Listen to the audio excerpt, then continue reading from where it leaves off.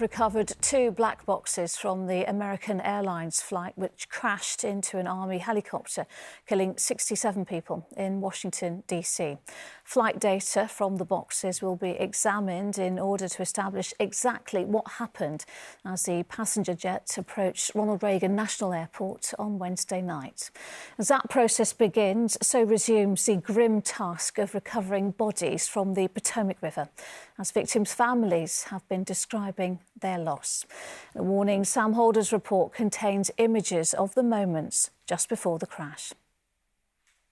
New footage showing the fatal DC crash. On the left, the Black Hawk military helicopter. On the right, the passenger jet. After the collision, both the helicopter and plane enter the water within 5 seconds. Black boxes from the jet have now been recovered. They should provide at least some answers about how this could happen in one of the most tightly controlled airspaces in the world. A preliminary report is expected in 30 days. In the meantime, the names, the stories of those on the flight are being shared and remembered. Like figure skating sisters Lydia and Everly Livingston, aged 11 and 14. And 16-year-old Spencer Lane, another of the many skaters on board. He was flying with his mum.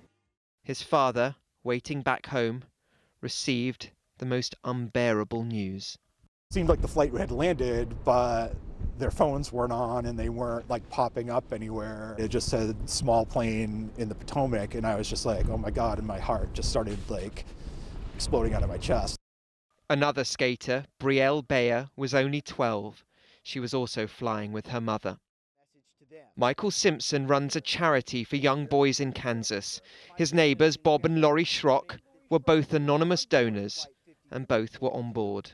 Instead of taking their money and going and buying another car, doing what they had their full right to do, they said, we want to help kids that we don't even know. You just don't find people like that. Hamad Raza's wife Asra had texted him as the plane began to land. He was waiting at the airport for her, clinging on to hope she may have survived, but nobody did. The plane was being piloted by 34-year-old Jonathan Campos. Co-pilot Samuel Lilly was due to get married. We loved him, we were so proud of him, we're going to miss him so much, and the town of Richmond Hill, this whole area, and just the world at large is a better place for having had him in it. Flight attendant Ian Epstein has left behind 2 children and 2 stepchildren.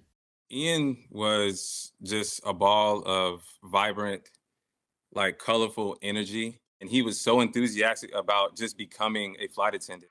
US networks are reporting that just a day before the crash, another flight was forced to abort its landing because a helicopter flew near its path, and that staffing levels in air traffic control at the time of the collision were below normal. Investigators are working to establish the cause of this crash which killed 67. More than a day on, teams are still continuing to recover bodies from the water.